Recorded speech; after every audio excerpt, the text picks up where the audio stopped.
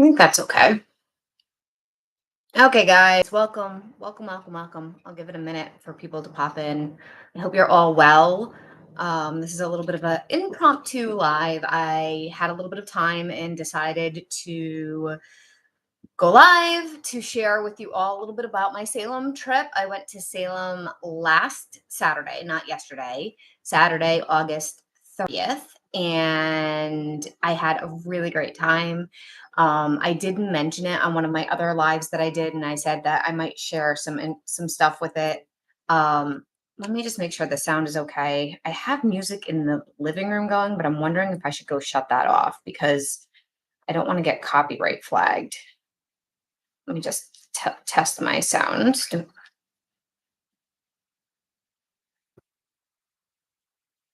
Okay, I don't think you can hear it. Okay. All right. So I'm going to share some stuff with you guys. Forgive my strange outfit right now. I know it's like, why are you wearing something all I have like a tank top on under this because I was working out, but like it's raining and it's cold here today. So now that I'm not working out, I'm cold. So I bundled up really briefly because I'm going to go back to working out after I'm done this video. So I went to Salem for a good friend of mine's bachelorette, and I probably have not told you guys this story at all because I haven't been live very much. So to give you guys a little bit of background, this person, her name is Lindsay. And I asked permission before I was coming on here. I asked there was four of us that went, and I asked all three of the girls if they were okay with me talking and sharing the pictures and stuff from our Salem visit. So I got permission from everybody already before anybody gets judgy about it. I already double checked because some people don't want to be on social media, and I totally respect that. So anyway, for those of you who don't know, my mother passed in November, and I've been kind of this lost soul trying to find my way without her and readjust to this new way of being. And some of it is I don't know what I'm doing with my work. I don't know where I want to go with it. I think I want to do some kind of grief help, death doula I'm interested in. I've been wanting to work more with animals. I've been wanting to do stuff with Reiki, expanding. I'm having a great time working with Lindsay, and I just am not sure what I'm doing. Like, just doing readings is not enough money. I'm not making enough to support myself at this point, especially with the economy. And so I've been doing Instacart deliveries on the side as well. And that's not enough. And something has to change. And I've been considering doing all these different things. Anyway, that's not really the point of this video. But the reason that that's important is because sometime in the early winter this year, February, March-ish, I was really sitting and thinking about what to do next with my life. And usually my sounding board is my mom. And obviously she's not here for me to talk to about that. And at one point I was considering becoming an ordained minister to offer officiate officiate weddings and things of that nature. And it's sort of a way to blend my mother's Catholicism, Christianity with what I do, because the minister piece is it's non-religious. So I was thinking of looking into that, and I had just started thinking about it because it was something that I'd thought of previously, like before she even got sick and died.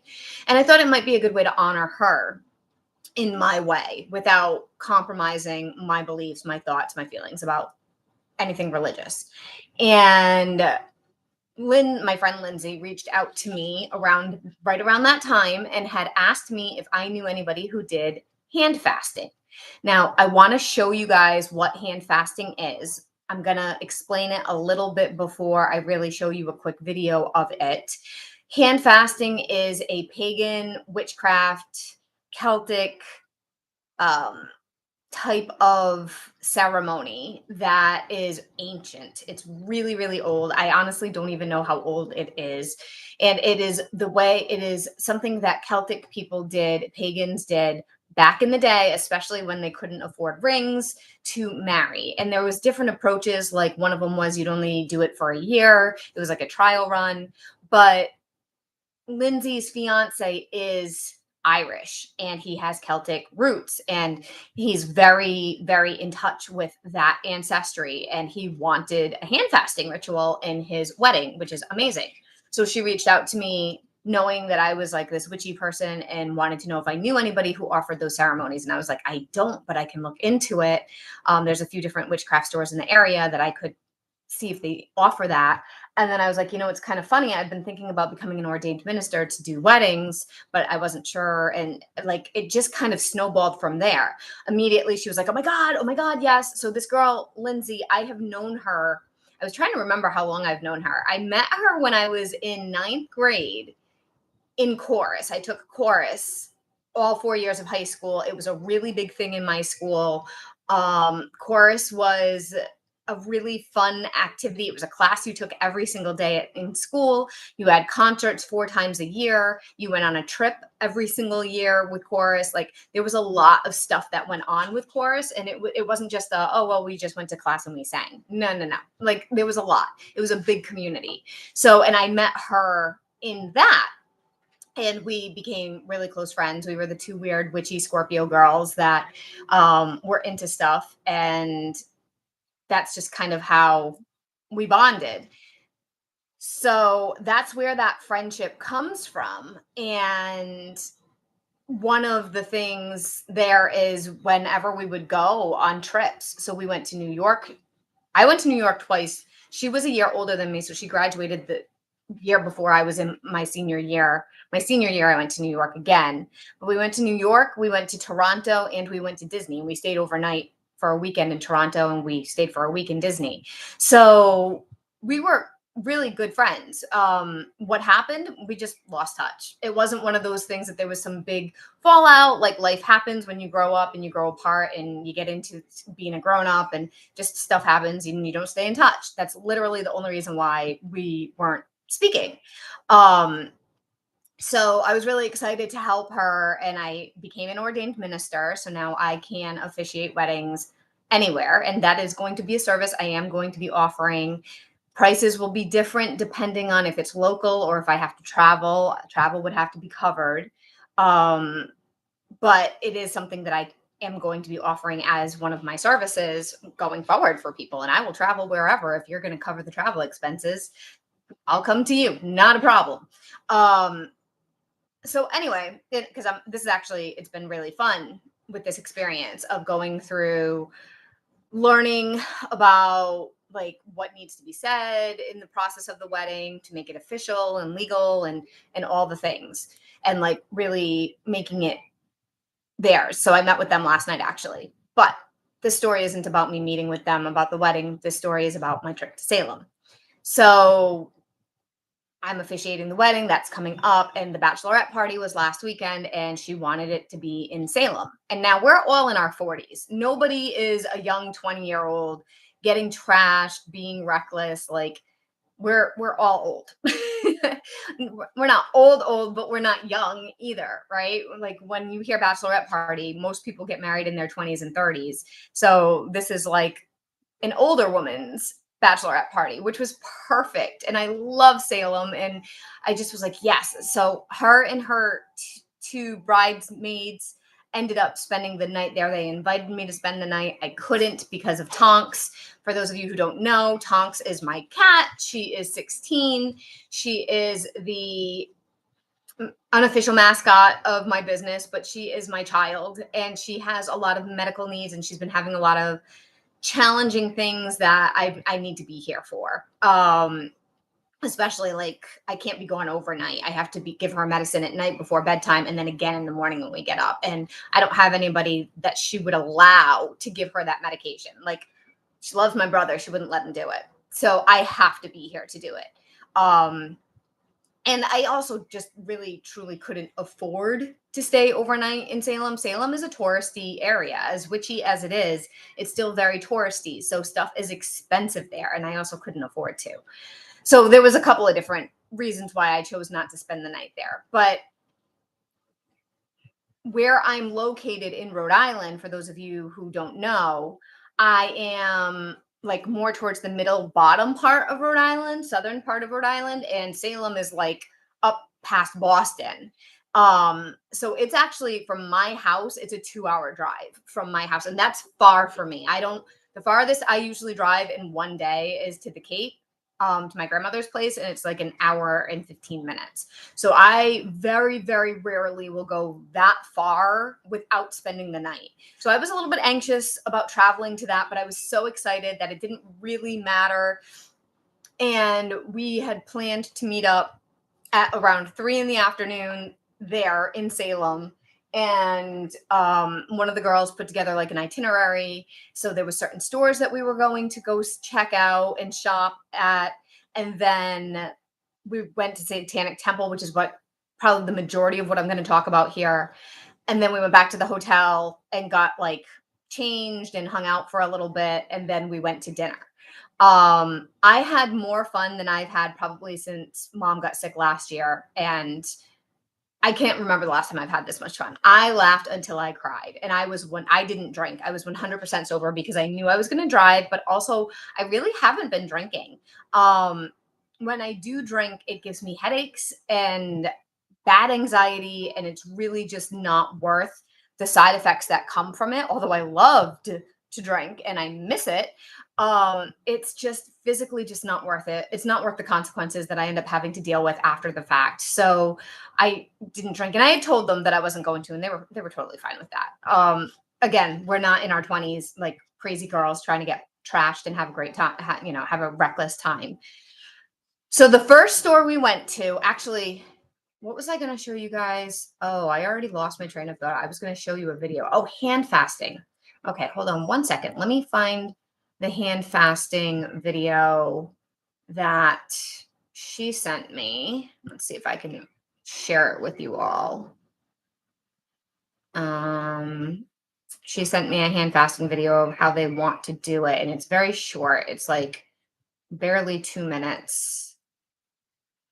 Where is it? Where is it? Oh, here it is. Okay. All right, let me try. Oh, gosh. Shh. Okay, I didn't expect it to autoplay. How do I start it over? Okay. I'm gonna share my screen to this video, and we're just gonna, how do I do, okay. And we're just gonna watch this really quickly. I don't know how to make this big. How do I, no, no, that's as big as it's gonna get. Okay. Very fast hand fasting demo. This is a very simple, very elegant Celtic ritual that you can add to any wedding or other kind of ceremony. Your hand fasting cord can be a piece of tartan, or it can be ribbons, whatever you want that feels beautiful and romantic. Your officiant should try to grab it by the middle with the ends even, and then ask the couple to join their right hands by the wrist. Next, we're going to take our cord and we're going to gently drape it over the middle, like so. We're going to bring one end up under this forearm and allow Emma to catch it with her thumb. That's critical. And then the same over here, under and over and under Jace's thumb. After that, the officiant should back off, and the couple are going to, using their thumbs and forefingers, gently pinch the cord and pull through, tying the knot. Hey everybody, we are going. Okay, so that was it. That was an example of a hand fasting ritual. Although the way that we're going to do it, we're going to do vows with it, with each step of it, and we're going to do 6 vows, and we're going to tie more. We practiced it last night, which was good that we practiced because it was a little bit awkward figuring it out. But it was actually so much fun, and I don't know if I'm having fun because it's her, or is this like a new thing that I'm going to have a lot of fun with, offering these kinds of services and helping people make their day special? I don't know. And by the way, I'm not doing this as a favor to her. She is paying for my services. So there's that as well. So it's maybe a new fun passion that I'm going to start doing. So that's what hand fasting is. It's using some kind of ribbon or rope or ceremonial thing to tie. That's what the tie the knot comes from. comes from. They're also going to exchange rings, but that's a piece of the ceremony. So it's going to be non-traditional, and I'm really excited about that because the majority of the weddings that I have been to have been very, very religious, very traditional religion stuff. So now what I'm going to do is I'm going to open up our photos. I'm going to share the photos with you guys. They're going to be a little bit disorganized, so let's see how that goes. And I'm going to talk while sharing. So let me see. Oh no, it doesn't let me share it. Stop it. Chrome tab. It's not a Chrome tab. Okay. I don't want to share. Shoot.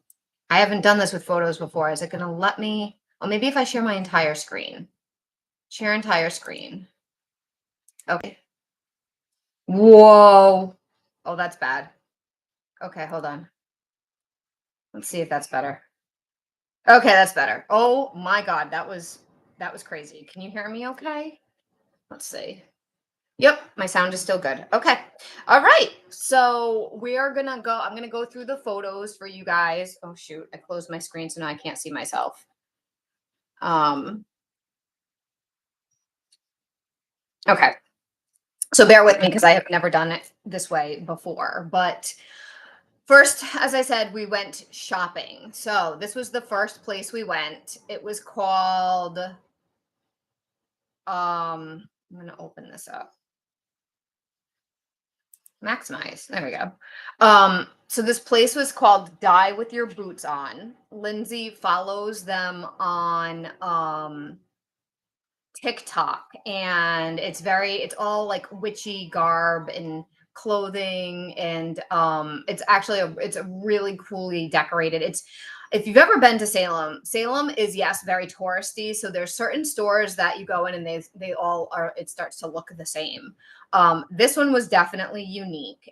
It was very if you lived in the 90s, if you were in high school in the 90s, or if you're familiar, it's very Hot Topic like, but classy Hot Topic. So there, if you can see my mouse, I don't know if you can see my mouse. Can you? Yeah. So right towards the bottom here, I'm going to move my mouse a lot so you can maybe see it. Right towards the bottom. Oh, go away. Hide. Oh no, I don't want to hide that. Right towards the bottom here, there's these purses. They were so expensive, and this is what I mean. It's very touristy. The purses were like $50, $60 a piece for just like this basic purse with a little bit of a design. But that is, that is what it is when you go to this type of area. So that was Die with Your Boots On. I think I only have one photo from that store. And then this one is from us when we were walking. Such a flattering photo. When we were walking from Die with Your Boots On to the next location. This is me right here. I didn't have my glasses on because I had sunglasses on. I'm always with my mouth open, always talking. Amy, Lindsay, the bride, and then this is Katie taking the picture. So we were, and these three girls I used to go on trips with. So it was very much like, oh, we're going around on trips again. And then the next store we went into was this one. And I actually have to run and grab the card that I took from the store because I don't remember the name of the store. I already forgot it. So I got to go grab that real quick. I will be back in one quick second while you can look at that picture.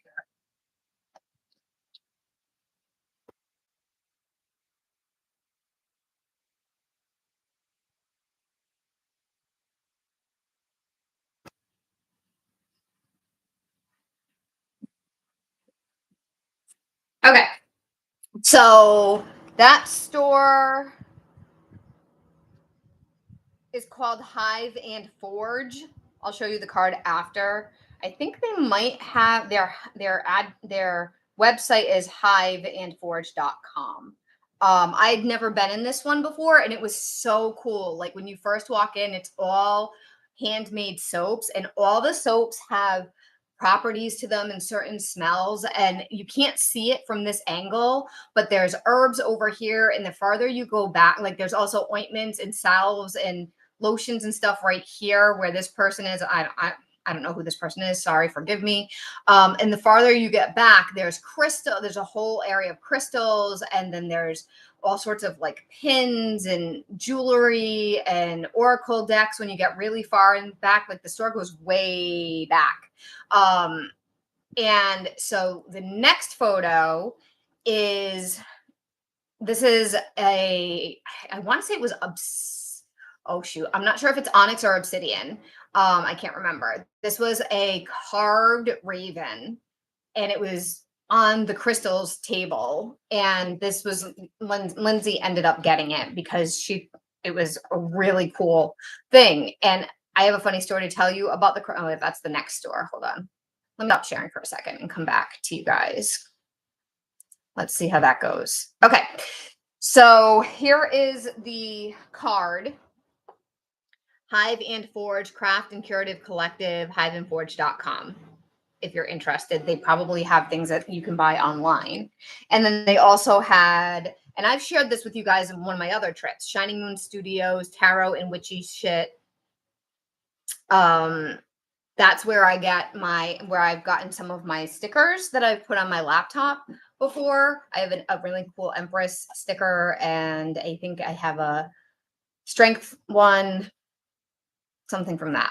So anyway, while we were at the crystals section, I was talking about crystals to the girls, and I was just like, yeah, because like some of the crystals, they were so small and they were so expensive. Like, that's what you're going to find in Salem. Like little ones like this big are like $40. And that happens. Like, they can price them that high because they'll sell them that high because it's a tourist area. And so, and I'm not saying those crystals aren't worth that much. They might be. I don't know. But I was talking about Lavish Earth, which if you are a regular viewer of mine, you know that I love Lavish Earth, and I will put it in the chat.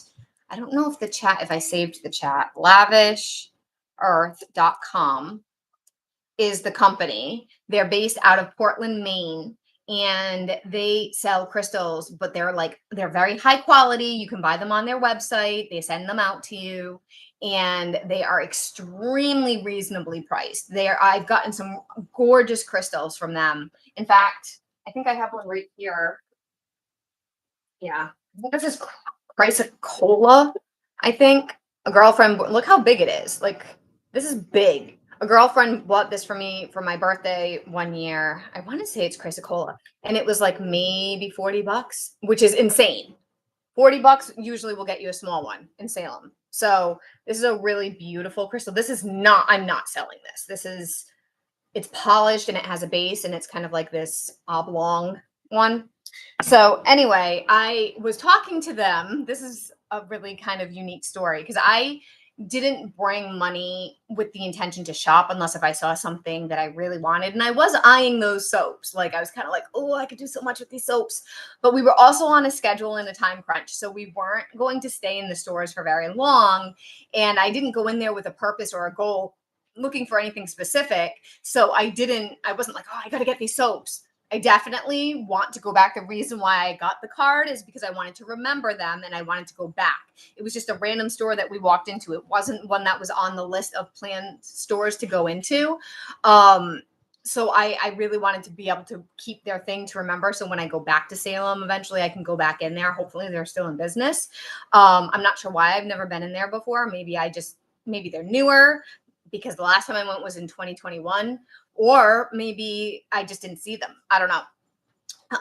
So I was telling the story about Lavish Earth and the crystals and how you can get good quality crystals for a good price from Lavish Earth, and don't waste your money if you're looking for, because they had like basic stuff like crystal skulls that were carved, and then they had some really nice ones that were like $100-something, and of course they're expensive. And so I'm saying that, and I picked up this one.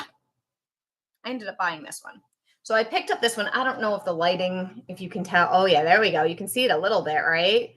So this is labradorite. And it has a lot of blue. Like, there's the blue reflecting in the light right there. I think you can see it. Labradorite is really cool because of the inclusions in it and the reflection qualities. And it's been said to help with channeling intuition and psychic abilities, and it has like a flat piece on it. Okay, so you get the point, right? So I picked it up and I was like, oh my God, that's so pretty. And I was like, it's probably like 50 bucks. And I looked on the bottom of it and the sticker said, which I already took off, was $10. When everything else around it on the table around the same size was 40 or $50. And it wasn't on sale. It was just 10 bucks. And I was like, well, you have to come home with me. Like, I was not planning on taking it. Talk about being drawn to a crystal. Like, that's never happened to me before in a store like that. Like, it's never been like I picked one up and was like, oh my God, not only is it gorgeous, but I can't ignore the price. Like, that has never ever happened to me before. So I don't know if I was just in like this amazing headspace with my abilities at the moment. Like, I wasn't shopping for crystals. I wasn't looking for crystals. I didn't go, oh, I got to go in there and get a labradorite. But it happened to be, and it's this gorgeous piece. I'm in love with this crystal. Sometimes crystals resonate and sometimes they don't. Certain ones mean nothing to me, and this one just, I don't know, it just wanted to come home with me. So, and I got that from, like I said, I got it from, oh, I'm dropping all sorts of stuff, Hive and Forge. Okay, so there was that one. If you've been to Salem, feel free to comment, chat, give your experience. It was such a good energy there in that specific store. Some of the stores, especially like in the Witch City Mall, are like, meh, like they kind of remind me of like your everyday like Oriental store that you could find in a mall. The malls that used to exist, most malls are going out of business now, but very meh, like whatever. Nothing overly special about it, but that store was great. And then the next store, let me go back to sharing. Share screen. How did I do this? Entire screen. This is going to be weird for a minute, you guys. So just be prepared for that. Share. Let me switch over to my pictures again. The next store we went to was this one. It's called Deal Marcus and Co. Exotic Cargo, and it's like you have to walk up to go in. It's in this really old building, and then it says purveyor. I think it's purveyors of fine teas and handmade candles and luxury something. Let me see what other pictures we got here of that. Oh, here we go. Fine teas, luxury soaps, and exotic curiosities. So that's Lindsay, that's Amy. I think I'm in one of them. Yeah, look at me looking so attractive right there. Oh, hot mess, looking great there. But I had a lot of fun, so I don't care. Like Katie was taking, oh dear, what happened? Hold on. Let me go back. Where were we? We were here.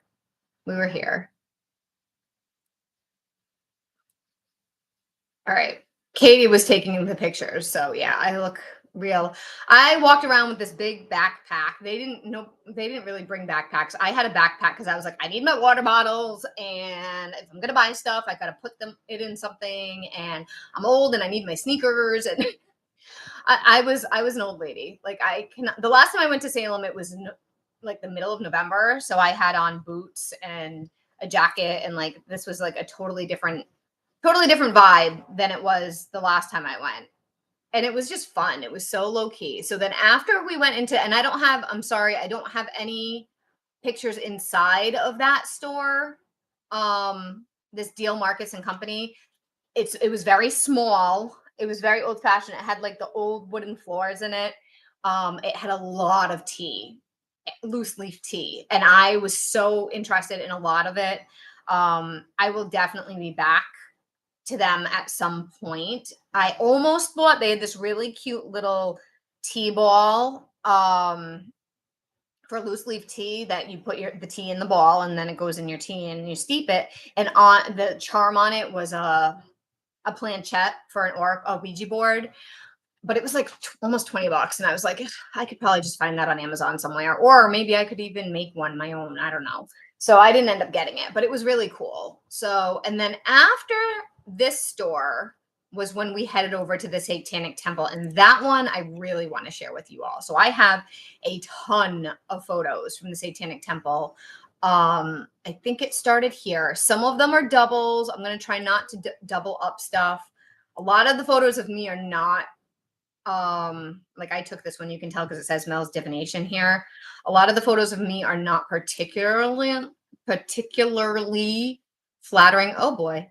So this is Baphomet, Satanic Temple. If you guys don't know what the Satanic Temple is, I recommend you check out on Amazon Prime right now, Hail Satan with a question mark. It's Hail Satan question mark is a documentary that talks about the Satanic Temple and what they do and what they represent. And I've talked about the Satanic Temple previously on this channel years ago, when I first learned about Satanism and what it is and what it represents. So this is the statue of Baphomet. It's right in the middle of the Satanic Temple. And the way that the Satanic Temple is, it's actually an art gallery.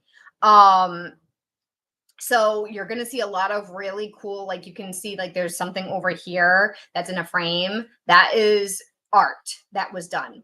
But we started, you have to pay to get in here. It's $15. And by the way, you can actually get married here.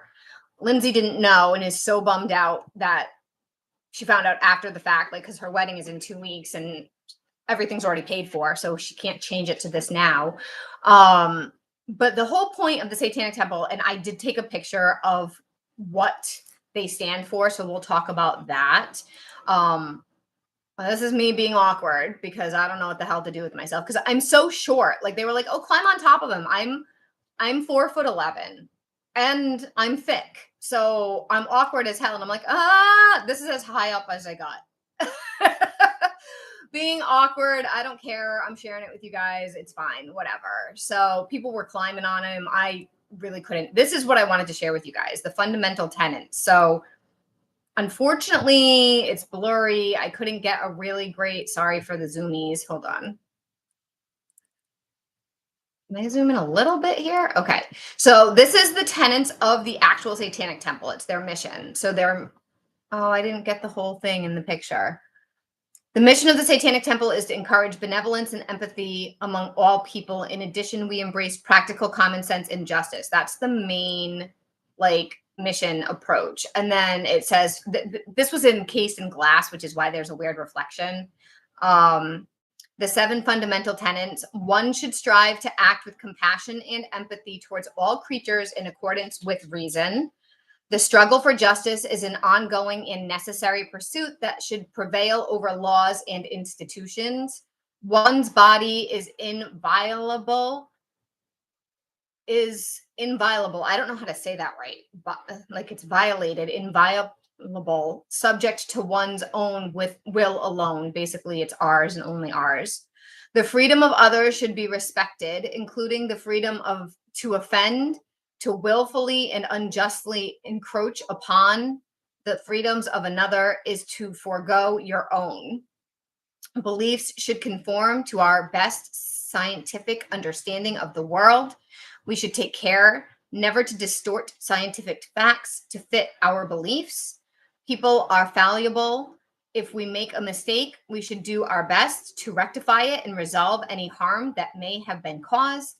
Every tenet is a guiding principle designed to inspire nobility in action and thought. The spirit of compassion, wisdom, and justice should always prevail over the written or spoken word.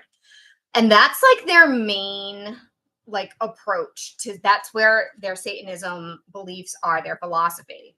So it was really cool to actually be able to get there. They have a website, thesatanictemple.com. I didn't get all the words in it, so I'm not going to read it. So then this was the next display that was in that room. And hold on, let me jump ahead. So this was the display of Baphomet, the Baphometic Bowl of Wisdom. And it says the Baphometic Bowl of Wisdom is the first satanic monument approved for placement on public property. It was created to honor veterans, where it would stand in a memorial park in Belle Plaine, Minnesota, alongside an existing religious statue of a soldier kneeling before a cross.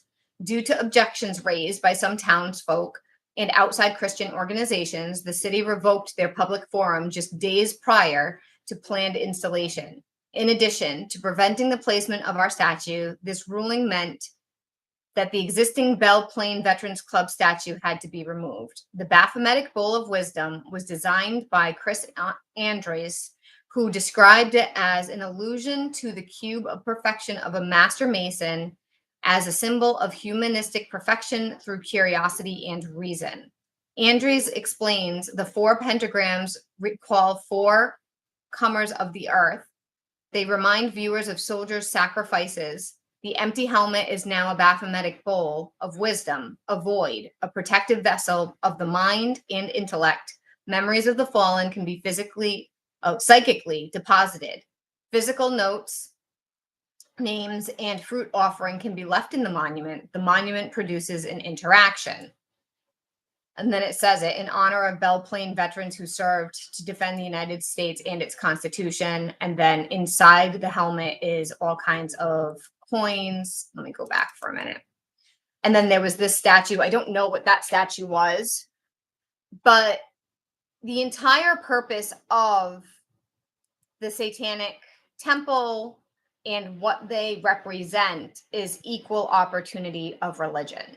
So that is like one of their number one fights, is that they fight for anything where there's Christian statues or flags or monuments or anything like that.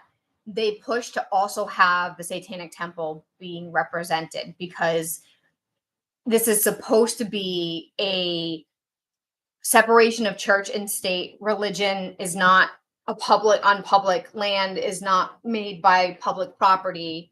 And so one religion shouldn't be represented on public property when the others are not. So that's basically what they're doing. So it's me and Baphomet, obviously. There was additional art. The wallpaper was so cool. They asked us not to touch it. I wanted to touch it so bad. It was very velvety looking. This is some artwork that was displayed. There was nothing that explained it, but I think it's pretty cool looking. Here's another one, and this one has words in it. This says because reason. I'm not sure what that is. And I think this is liberal. So it's abstract, but it means something. And then this one was resilience. I think you guys can probably see it pretty good. I'll read it for you real quick, though. On December 2nd, 2023, the Satanic Temple's TST congregation in Iowa unveiled a holiday display of remarkable beauty and deep significance in the Iowa state capitol.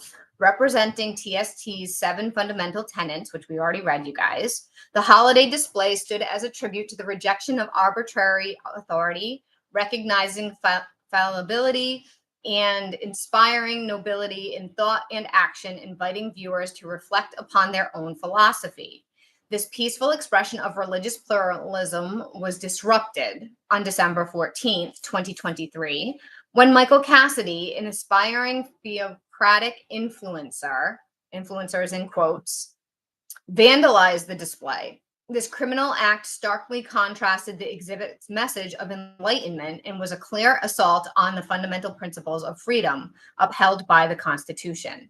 Undeterred, TST Iowa swiftly rebuilt their display, transforming a moment of adversity into a profound demonstration of resilience and determination. The on-site restoration by TST Iowa congregation members transcended the repair of damages, symbolizing a resolute declaration of their right to religious equal representation in the public sphere. That's the biggest piece that I was talking about, religious equal representation in public. This incident now becomes a thread in the extensive fabric of the Satanic Temple's ongoing battle against theocracy and unwavering pursuit of religious plurality. Exhibiting the Iowa holiday display at the Salem Art Gallery in its initial damaged state, followed by its subsequent restoration, demonstrates the remarkable resilience and strength of the Satanic Temple's community and members in the face of adversity.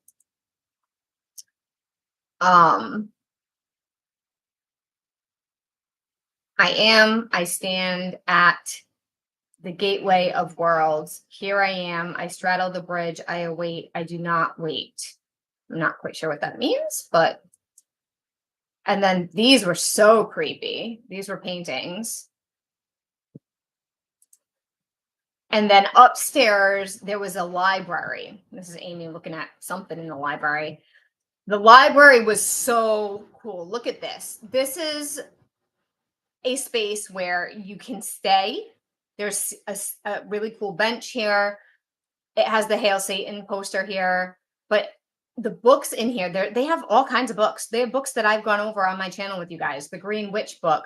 I saw that one particularly. There's a few others that I've had my eye on, and and there's some really old books in here too, like right here and right here.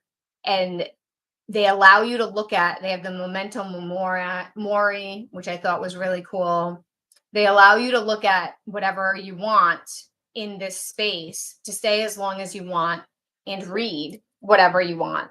As long as you put it back like you would a regular library and you put it back where you found it. So I am definitely going to go there another time to sit with the books and read.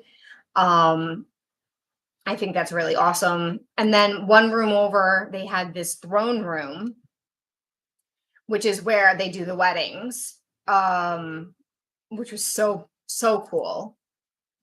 Don't mind my blurry pictures. And there's me trying to take a picture on the throne. This was the lighting in the throne room, which was gorgeous. This was some displays that were open in the throne room, as well as over here. I thought this was really pretty.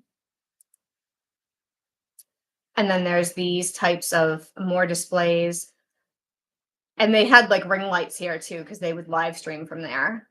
And then this was downstairs. This was the main exhibit that was being offered, my blurriness, that was being offered at the time. So unfortunately, when we got there, we had not a lot of time there because they were getting ready to close. So we kind of had to go through fast. This was pretty cool. I thought this was awesome. Like different, it's the same tree, but it's all in different frames, which is such a cool art design. These are curtains right here. There's those again. And then outside on their deck, on their porch, there's like a really big pentacle. Obviously, I took a picture of myself. I was trying to take a picture of myself, but I couldn't see because it was so bright outside. Oh, so these are pictures that the girls shared that they took. So you can see them a little bit better. This is us trying to take pictures of ourselves. That's Katie, and that's Amy, and that's me. Me on the throne. I don't know if I saw this picture before. I like this picture. That's cute. And then that's all of us. I had to duck down so that we could all fit in the picture. That light again. This was another light that was downstairs in front of a Baphomet. Gorgeous picture of me sitting right there. But this was a nice picture of the pentacle that's on the outside of the house. Another wonderful picture of me. Some close-ups of some of the artwork. I don't think I even saw this picture. Lindsay took this one, I think. I don't even remember seeing that one. That one's really pretty. Lindsay sitting on Baphomet. All of us around Baphomet. Oh, I didn't see this one either. I just downloaded them because the girls shared them to an album. I think that's not all of them. That was a regular Baphomet. That's the stairway that went upstairs. That was Amy. Katie and Lindsay going up the stairs.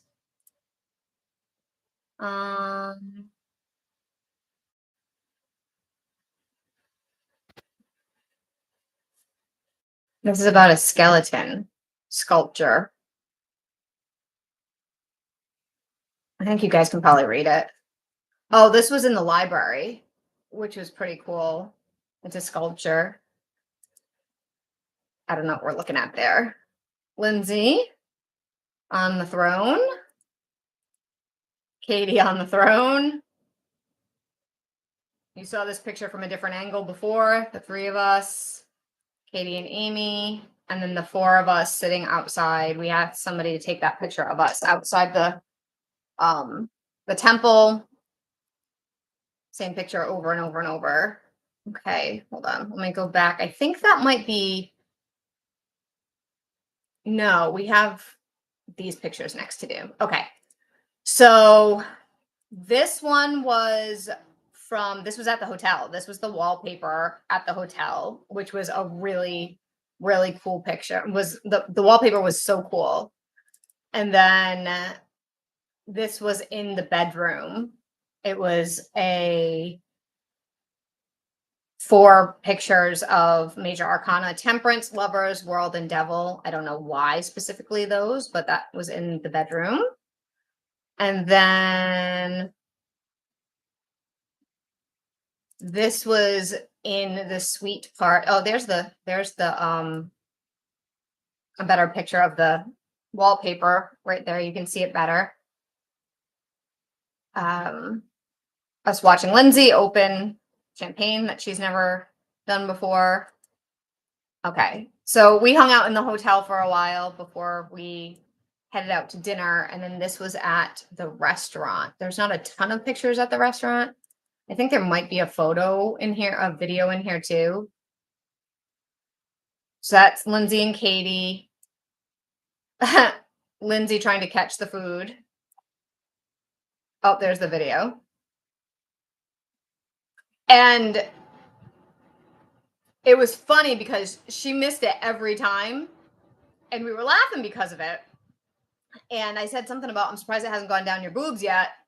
And the next thing you know, it was my turn and it went right down my boobs. Oh, it went right in Amy's. Amy got it right away, not me. So hold on. Is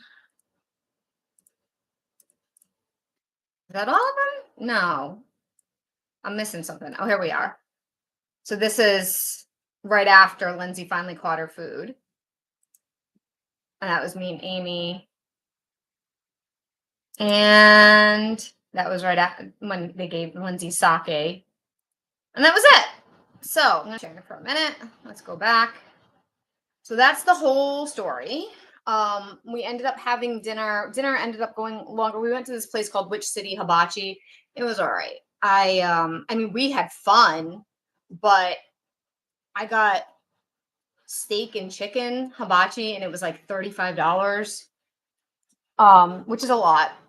If we had hibachi around here, it's not that much.